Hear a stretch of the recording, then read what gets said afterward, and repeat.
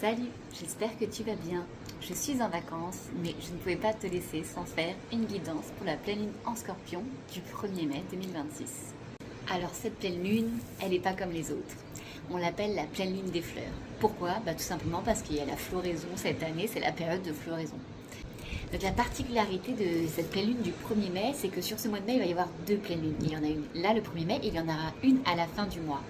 Et donc dans cette particularité des astres, c'est que ce que tu vas initier dans cette pleine lune-là du 1er mai, et bien la deuxième pleine lune à la fin du mois de mai viendra terminer, tu sais, le clou qui s'enfonce, ça viendra enfoncer, entériner ce que tu auras mis avec cette première pleine lune comme action. Donc c'est super important vraiment de prendre le temps là, aujourd'hui ou sur le week-end, de faire des actions avec cette pleine lune.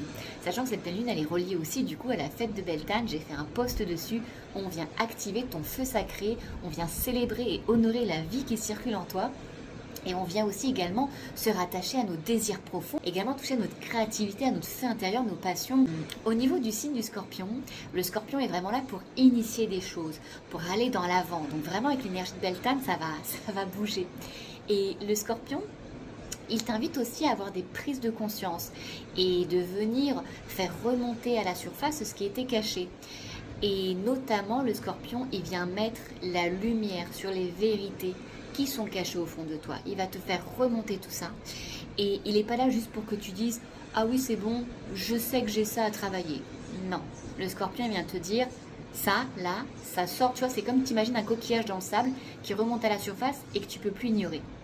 C'est ça la puissance de cette pleine lune en Scorpion. On te demande de ne plus ignorer ce qui est enfoui et que aujourd'hui, en 2026, tu as besoin de prendre conscience, tu as besoin de mettre de l'action dessus pour avancer et pour, je dirais, libérer. Alors c'est un mot générique, libérer, mais c'est vraiment pas juste le conscientiser, c'est le travailler. Pour dire ça, ok, je peux plus ignorer, ça ne peut plus être comme avant. C'est ça le message de cette pleine lune en Scorpion. Le Scorpion va t'amener vraiment de la clarté. D'un coup, tu vas dire, bah oui, ça en fait, je le vois comme ça, alors que les autres jours, les autres semaines, tu comprenais pas, c'était confus pour toi. Tu vois, ça va venir vraiment. Moi, je vois vraiment, tu vois, le sable avec un coquillage et que du coup, le coquillage il ressort, il n'y a plus de sable, du coup, c'est clair, tu vois ce que ça représente et surtout là, la surface, tu es obligé d'en prendre conscience. Tu peux pas ignorer le coquillage qui ressort, qui remonte à la surface. Tu vois, c'est vraiment ça le message de cette pleine lune. On va aller voir avec un animal guide le message qu'on a besoin de recevoir pour cette pleine lune. L'animal guide qui vient nous accompagner pour cette pleine lune en Scorpion est le hérisson. Le hérisson vient nous rappeler qu'il est temps d'arrêter de se refermer sur soi-même ou d'oublier qu'on a des épines dans le dos. Il nous demande vraiment de nous reconnecter à cette partie de nous, de prendre conscience qu'on a cette dualité intérieure, de prendre conscience qu'il est temps de cesser les batailles et d'y aller franco en fait. Il te dit aussi qu'il est temps de déposer les armes.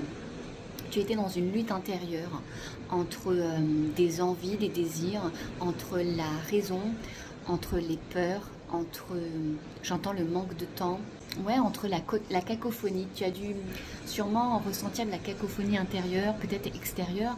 Et en tout cas, il y avait vraiment quelque chose de confus. Le hérisson, il a deux couches, je dirais. Il a la couche intérieure qui est toute douce et qui est vulnérable. Il a la couche extérieure qui est dure et qui est une carapace de protection. Il vient vraiment t'inviter à lâcher, à lâcher ces piquants et d'arrêter de les utiliser comme une protection, mais d'utiliser plutôt comme une force et plus comme une arme pour se défendre. C'est ça son message.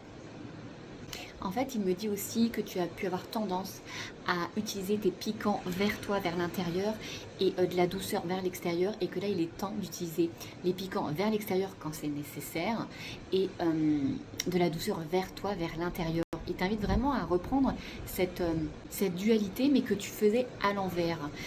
Il vient aussi te rappeler que tu es résistante et que tu as besoin de douceur pour toi. Aussi de savoir te protéger, de dire stop par rapport aux autres quand tu en as besoin et pas de te mettre tout le temps en boule par protection en mode je me protège, je me protège, je me protège, je ne sais pas ce qui va m'arriver, mais plutôt de faire confiance et de pouvoir te mettre en boule pour te protéger à juste titre dans le bon timing.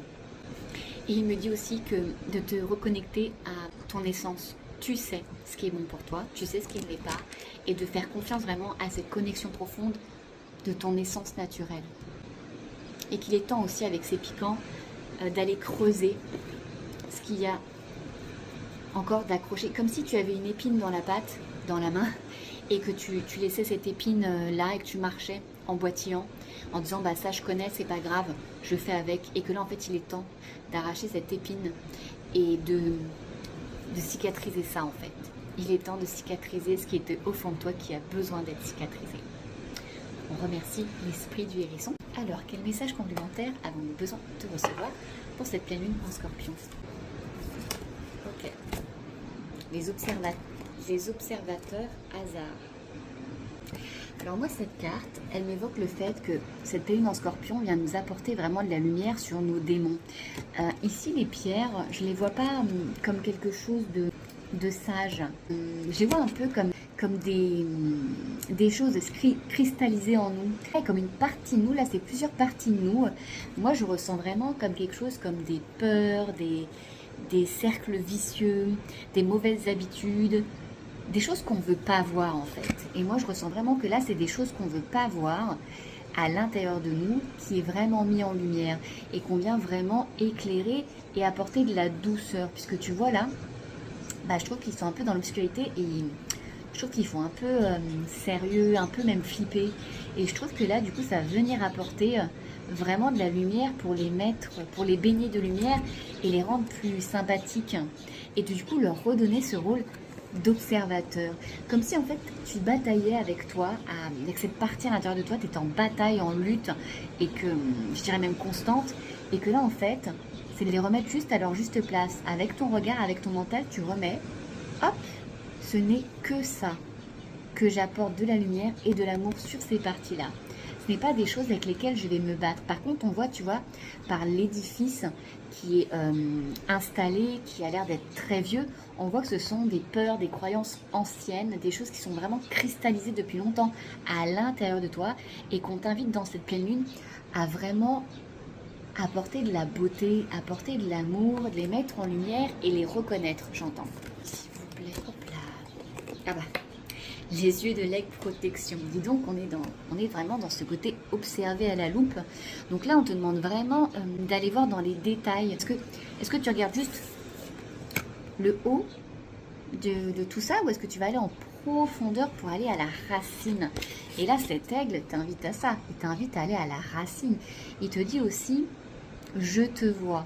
Je te vois et j'entends, je ne t'oublie pas. C'est-à-dire que ce travail que tu vas faire avec cette pleine lune, en tout cas dans les prochains jours, avec l'énergie de cette pleine lune, elle est vraiment aussi accompagnée de l'invisible, de tes guides, pour dire, je te vois, je sais que tu vas faire un travail difficile. Ça m'émeut de le dire, donc ça va être vraiment puissant. Je sais que tu vas faire un travail difficile, mais je sais que je suis avec toi, que tu n'es pas seul et que tu es accompagné par plus grand que toi.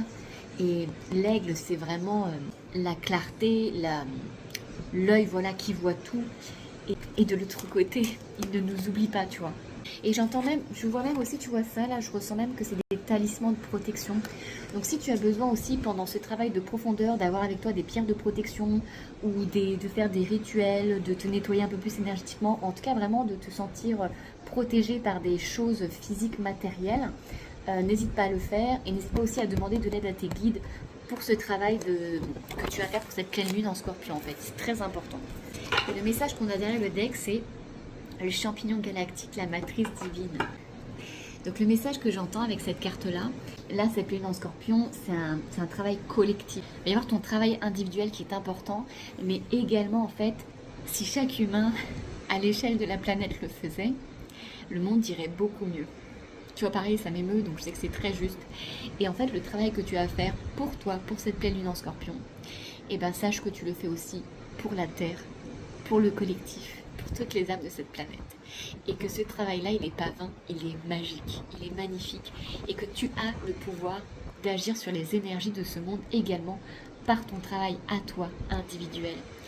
Tu n'es pas qu'un simple grain de sable, tu es un. C'est ça que j'entends. J'espère que cette pleine lune j'espère que cette guidance en pleine lune t'a plu. Je t'envoie plein de lumière pour ce travail à faire pour cette pleine lune en Scorpion qui pique.